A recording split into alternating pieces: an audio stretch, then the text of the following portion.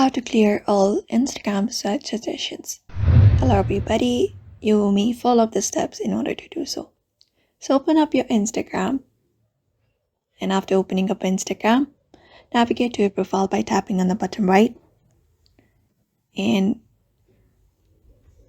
then what you can do is tap on the three horizontal lines at the top right and open up settings and activity. Now from here, go to accounts. After going to account center, you will be finding your informations and permissions. Tap on it, and after tapping on it, here you'll be finding search history. Tap on it again. After tapping on search history, tap on your Instagram profile, and here you'll be finding all of your search history.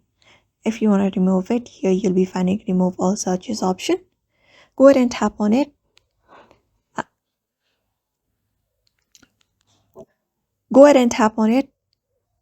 After that, confirm clear all searches. You may also select up the time frame, and once that is done, your searches should be cleared on your Instagram. So that is how you clear up your search suggestions on your Instagram. So I hope this video was helpful. Give it a thumbs up and subscribe for more tips and tutorials.